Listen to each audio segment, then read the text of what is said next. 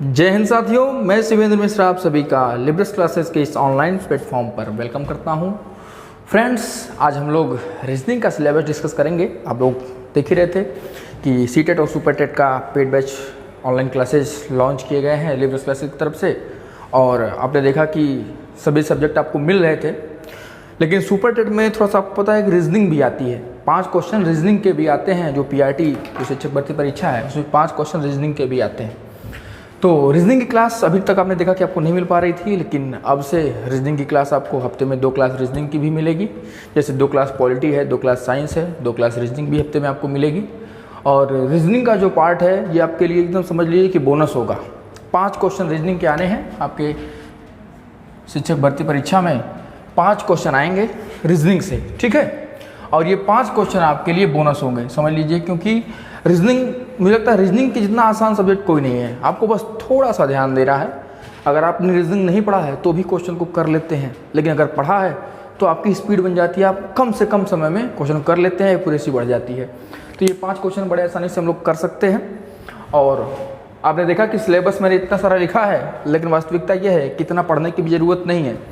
आप लोग सिलेबस जो ऑफिशियल आपने देखा है, सिलेबस नोटिफिकेशन में आपको मिला होगा, उस सिलेबस में बहुत सारी चीज़ें लिखी हैं जो आपको समझ में भी नहीं आई होंगी।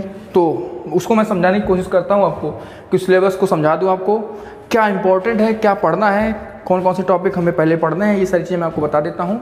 और आप 6 से 7 टॉपिक ही इसमें ऐसे हैं, केवल उन्हीं को आप पढ़ लो तो बड़े आराम से आप 5 क्वेश्चन रीजनिंग के और 2 क्वेश्चन मैथ के भी कर लोगे, ठीक है। आइए देखते हैं। देखिए, टॉपिक की अगर हम बात करें तो सबसे पहला आपने देखा, मैंने लिखा है क्लॉक, दूसरा है कैलेंडर। दोस्तों, ये क्लॉक एंड कैलेंडर यानी कि घड़ी, ठीक है, इसको घड़ी बोलते हैं, कैलेंडर पंचांग, ठीक है। ये 2 ऐसे टॉपिक हैं कि जो मैथ्स पार्ट में भी आ जाते हैं। यानी कि रीजनिंग में तो ये पूछे ही जाते हैं, रीजनिंग में, हालांकि है रीजनिंग के टॉपिक, लेकिन ये मैथ्स में पूछ लेता है। तो रीजनिंग में 5 क्वेश्चन तो आएंगे ही आएंगे, और ये 2 क्वेश्चन है, ये 2 टॉपिक जो है रीजनिंग वाले हैं, ये मैथ में उठा के पूछ लेगा। तो 7 क्वेश्चन हो सकते हैं, समझ गए, एक क्वेश्चन आ जाते हैं। और कोई भी एग्जाम हो, मैथ पार्ट आता है चूंकि, तो इसलिए आपका क्लॉक एंड कैलेंडर पूछ लेता है, ठीक है। और जो मैं आपको पढ़ाऊंगा, जो भी टॉपिक मैं आपको पढ़ा दूंगा, वो समझिए कि केवल ना ही पीआरटी के लिए बल्कि अन्य एग्जाम के लिए, जैसे बहुत लोग अभी बीओ वगैरह का भी एग्जाम दोगे, उसमें भी रीजनिंग आती है, उसमें भी ये काम करेगा। यानी कि जब मैं पढ़ाऊंगा तो कंप्लीट पढ़ाऊंगा, उसमें कोई दो राय नहीं है। आप किसी भी एग्जाम के लिए उसे यूज़ कर सकते हो, ठीक है, क्लियर। तो क्लॉक एंड कैलेंडर आपने देखा, इंपॉर्टेंट टॉपिक है, इससे क्वेश्चन आ रहे हैं, फिक्स है। एक क्वेश्चन आया, आपने पीआरटी देखा, हर पेपर में 2-3 पेपर जो भी हुए हैं उसमें क्लॉक एंड कैलेंडर से क्वेश्चन मिले हैं, ठीक है। मोस्ट इंपॉर्टेंट टॉपिक है ये। फिर अगला है आपका डायरेक्शन, ठीक है। डायरेक्शन जो है ये भी आपका पूछा जाएगा, इससे जो क्वेश्चन आए हैं। और इससे ना केवल सुपरटेट में, बल्कि मैंने 2019 सीटेट में देखा, सीटेट का एग्जाम था, उसमें भी डायरेक्शन से क्वेश्चन पूछा था एक, ठीक है। तो इंपॉर्टेंट टॉपिक ये भी है। बाकी बात करें कोडिंग डिकोडिंग, हिंदी में इसको हम लोग बोलते हैं कूट अकूट, हालांकि कूट अकूट आप जानते नहीं होंगे, कोडिंग डिकोडिंग नाम से ही जानते होंगे। तो कोडिंग डिकोडिंग अपने आप में बहुत बड़ा टॉपिक है ये कोडिंग डिकोडिंग। अगर आपने इसको पढ़ लिया है तो आपके लगभग 5 से 6 टॉपिक कवर हो जाते हैं। कोडिंग डिकोडिंग पढ़ा है तभी आप एनालॉजी क्वेश्चन कर पाओगे, क्लासिफिकेशन कर पाओगे। आपने देखा होगा सिंबल एंड नोटेशन वगैरह भी लिखा हुआ है आपके उसमें, कोडिंग इनइक्वालिटी लिखा है, वो सारी चीज़ें इसी कोडिंग डिकोडिंग के अंतर्गत आती हैं, ठीक है। मैंने एक नाम दे दिया है, इसमें सारी चीज़ें मैं कवर कर लूँगा। अब इस पर जो आपका अंग्रेजी वर्णमाला पे आधारित एनालॉजी होता है, क्लासिफिकेशन होता है, बिना इसको पढ़े आप नहीं कर पाओगे, ठीक है। तो वो सारी चीज़ें इसमें कवर होंगी। कोडिंग डिकोडिंग जो है बहुत इंपॉर्टेंट टॉपिक है। अगर रीजनिंग किसी भी एग्जाम में आता है तो कोडिंग डिकोडिंग से क्वेश्चन जरूर आएंगे, कोडिंग डिकोडिंग पूछा जाएगा, ठीक है। तो मोस्ट इंपॉर्टेंट टॉपिक है ये भी, ठीक। जो इंपॉर्टेंट है उसको मैंने पहले लिखा है। फिर बात करें एनालॉजी, फिक्स है, क्वेश्चन आए हैं, कोडिंग डिकोडिंग पर ही बेस्ड एनालॉजी आता है। तो इससे क्वेश्चन आए थे आपके पीआरटी में, ठीक है। एक क्वेश्चन इससे आया हुआ था, इन सभी टॉपिक से क्वेश्चन पूछे गए हैं। फिर आपका क्लासिफिकेशन, इससे भी क्वेश्चन पूछे गए हैं, ठीक है। क्लासिफिकेशन क्या होता है कि 4 विकल्प दिए रहेंगे और उसमें से 3 किसी प्रकार से समान होंगे, एक भिन्न होगा, वही क्लासिफिकेशन। इसको हम वर्गीकरण भी बोलते हैं। एनालॉजी को हिंदी में बोलते हैं समानता या समरूपता, ठीक है, या सदृश्यता, सदृश्यता या समरूपता बोलते हैं एनालॉजी, ठीक है। एनालॉजी में क्या होता है कि कुछ इस तरह से चीज़ें लिखी होंगी, फर्स्ट अनुपात सेकंड, समानुपात थर्ड, अनुपात फोर्थ। इसमें होता क्या है कि पहले का जो संबंध दूसरे से है, तीसरे का वही संबंध चौथे से होता है। ठीक है, बेसिक चीज़ें, हालांकि इसमें और भी तरीके की चीज़ें होती हैं। फिलहाल समझने के लिए इतना आप जान सकते हो कि इसका जो संबंध इससे है, इसका वही संबंध इससे भी होगा, और इसमें क्या करेगा कि इसको गायब कर देगा चौथा टर्म, और पूछेगा यहाँ पे क्या होगा, 4 विकल्प दिए रहेंगे।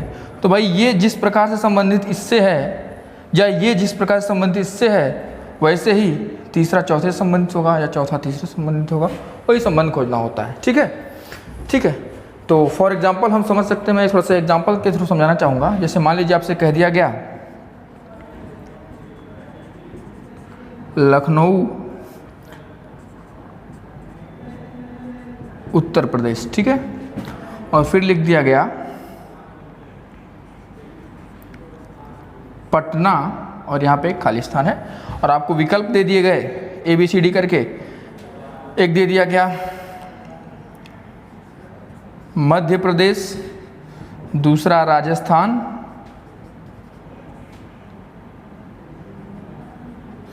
तीसरा दे दिया गया आपका UK यानी कि उत्तराखंड, यूनाइटेड किंगडम नहीं। लोग बोलते हैं ना, अरे मैं UK गया था, पता चला उत्तराखंड होके आया है। तीसरा आपने दे दिया मान लीजिए बिहार, ठीक है, चौथा बिहार। तो आपको पता है लखनऊ उत्तर प्रदेश से कैसे संबंधित है भाई, लखनऊ उत्तर प्रदेश की राजधानी है, तो पटना किसकी राजधानी है, बिहार की राजधानी है। बस यही करना होता है, ठीक है। तो बड़े आसानी से आपको सर बिहार आपका करेक्ट आंसर हो जाएगा, ठीक है। ऐसे ही आपका अंग्रेजी वर्णमाला के आपके अक्षर जो है लिखे होते हैं, लेटर लिखे होते हैं, उस पर बेस्ट क्वेश्चन आते हैं, ठीक है। क्लियर? तो एनालॉजी आप समझ गए होंगे, ज़्यादा कुछ बताने की जरूरत नहीं है। फिर सबसे खतरनाक टॉपिक ब्लड रिलेशन। इस समय उत्तर प्रदेश में जो भी एग्जाम हो रहे हैं, ब्लड रिलेशन से एक क्वेश्चन अच्छा पूछ रहा है, एक ही क्वेश्चन पूछता है लेकिन बड़ा दमदार क्वेश्चन पूछ रहा है, ठीक है, ब्लड रिलेशन। हालांकि आपके PRT के सिलेबस में ये ब्लड रिलेशन नहीं है, ठीक है, ध्यान देना, PRT के सिलेबस में ब्लड रिलेशन नहीं है, लेकिन इससे क्वेश्चन आते हैं और फिक्स एक क्वेश्चन आएगा। बहुत इंपॉर्टेंट टॉपिक है ये, इस समय बहुत सारे क्वेश्चन इससे पूछे जा रहे हैं। यही 3-4 टॉपिक है जिससे क्वेश्चन आ रहे हैं, ठीक है। फिर आपका वेन डायग्राम है, हालांकि अभी तक क्वेश्चन नहीं पूछा गया है, लेकिन इससे क्वेश्चन आते हैं, ठीक है। इंपॉर्टेंट टॉपिक को पूछ सकता है, हालांकि PRT में नहीं पूछा है, लेकिन फिर भी इसे मैं इंपॉर्टेंट मानता हूँ, ठीक है, इससे क्वेश्चन आ सकते हैं, ठीक है। बाकी अभी मैं 2 टॉपिक बीच में गायब करता हूँ, इसको पजल को देखते हैं। पजल मैंने यहाँ लिखा है, पजल क्या है, पजल से क्वेश्चन आ सकते हैं, हालांकि अभी पूछा नहीं है पजल से क्वेश्चन, लेकिन पजल से क्वेश्चन आ सकता है, ठीक है। पजल क्या है, पजल आपका डायरेक्शन पे बेस्ड पजल बना देता है, ब्लड रिलेशन पर बेस्ड पजल बना देता है, ठीक है। वैसे आपका पजल जब आप सुनते हो तो आपके पजल यानी कि पहेली, आपके माइंड में आता है सिटिंग अरेंजमेंट या रैंकिंग क्वेश्चन जो है, रैंकिंग का ही पार्ट है, वो उसके क्वेश्चन आपको पजल के रूप में देखने को मिलते हैं। और सही बात है, वो UP गवर्नमेंट पजल के नाम पर वही पूछता भी है, ठीक। तो हम लोग इसको भी करेंगे, इंपॉर्टेंट है, इसको हम कर लेंगे, ठीक है। तो इसको भी करना है, इसको भी करना है। मेरे हिसाब से अगर आप इतना पढ़ लेते हो, बाकी कुछ पढ़ने की ज़रूरत नहीं है, आपके ये 5 नंबर जो रीजनिंग के हैं वो फिक्स हो गए, वो कहीं नहीं रखे हैं, और बहुत ही आसानी से इन चैप्टर को आप पढ़ सकते हो। आप इतना बस समझ लो कि जो मैं क्लास में जितना पढ़ा रहा हूँ बस उतना पढ़ लो, और जो आपको मैं सीट वगैरह दूंगा उसको लगा लेना, फिर दोबारा पढ़ने की ज़रूरत भी नहीं पड़ेगी, एग्जाम टाइम में वह रिविजन कर लेना, बस उतना बहुत है, बहुत ज़्यादा पढ़ने की ज़रूरत नहीं है। बड़े आसानी से आप 5 क्वेश्चन कर लोगे आपके, ठीक है। अब बात करते हैं, ठीक है। आप ये 2 टॉपिक भी गायब कर सकते हो मेरे हिसाब से, ठीक है, लेकिन पूछ लेगा तो क्या करोगे, इसलिए पढ़ लेना। यानी कि 1 2 3 4 5 6 7 टॉपिक, तो ये 7 टॉपिक ये मोस्ट इंपॉर्टेंट है, ये आपके जो है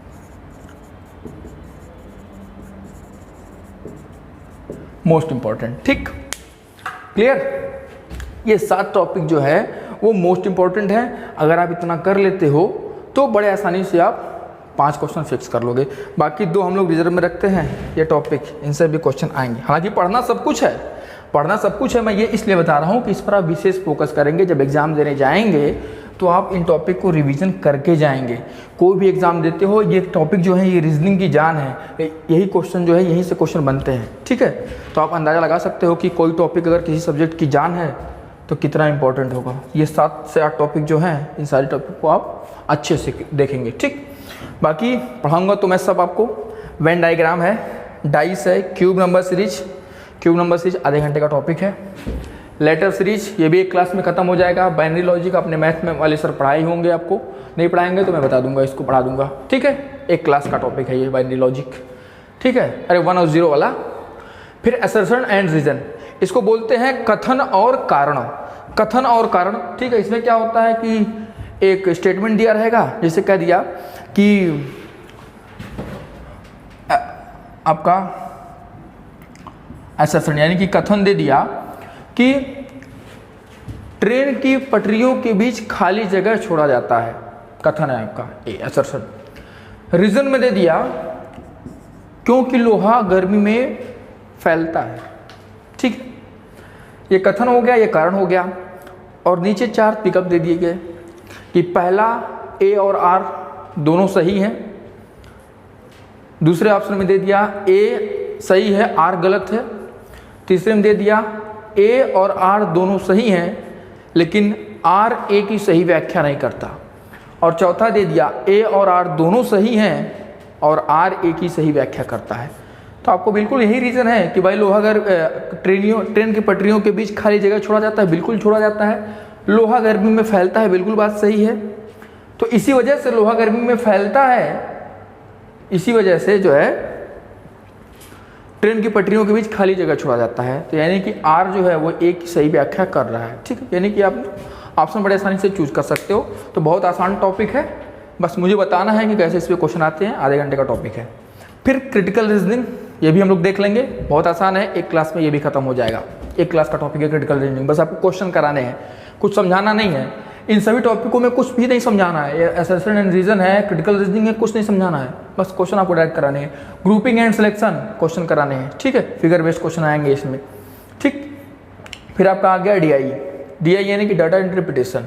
आपने मैथ्स में इसको पढ़ा होगा, फिलहाल मैं रीजनिंग में दिया है तो मैथ्स में पूछ लेता है, रीजनिंग में पूछ लेता है। आप समझ नहीं पाओगे कि मैथ्स में आया है, रीजनिंग में आया है। चार्ट वगैरह बेस्ड जो क्वेश्चन है वो क्वेश्चन हम करा देंगे, ठीक है। तो डीआई भी हो जाएगा, बहुत आसान होता है डीआई, घबराने की जरूरत नहीं है। अक्सर आप लोग घबरा जाते हो चार्ट देख के, बहुत ही आसान टॉपिक होता है, बड़े आसानी से सब लोग कर लेंगे, ठीक है। लेकिन ध्यान देना, आपको फोकस किस पे करना है, इन 7 टॉपिकों पे फोकस करना है। यहीं से क्वेश्चन पूछे जाएंगे, ठीक है। अगर थोड़ा सा और सेफ जोन में जाना चाहते हो तो मैं तो कहूँगा ये 2 टॉपिक और उठा लो, ठीक है। ये 8वां टॉपिक और ये मैं कहूँगा इसको पजल 9वां। इतना अगर आप पढ़ के चले जाते हो तो आपका बड़े आसानी से 5 क्वेश्चन आ जाएगा। क्लियर, समझ गए। अब आप खुद एक बात सोचो कि आने हैं 5 क्वेश्चन, कितना टॉपिक कवर करेगा? इतना सारा लिखा हुआ है, हर टॉपिक से तो क्वेश्चन पूछेगा ही नहीं, इन्हीं में से घुमा क्वेश्चन पूछेगा, ठीक है। तो मुझे लगता है कि मोटा मोटा आप लोग सिलेबस समझ गए होंगे कि क्या करना है, कैसे करना है। अगली क्लास से मैं चैप्टर स्टार्ट करूँगा। पहला टॉपिक हम लोग घड़ी पढ़ेंगे, ठीक है। एक नए अंदाज में पढ़ेंगे, नए तरीके से पढ़ेंगे। हालांकि यूट्यूब पे मेरी वीडियो पड़ी है, आप लोग लिब्रस के चैनल पे देखेंगे, मैंने डाला है कुछ टॉपिक, ये 2 टॉपिक डायरेक्शन वगैरह पड़ा हुआ है। तो आप लोग देखना कि मैं क्लॉक से स्टार्ट करूँगा, धीरे धीरे सारे चैप्टर करेंगे, ठीक है। आज के लिए इतना बहुत है, धन्यवाद।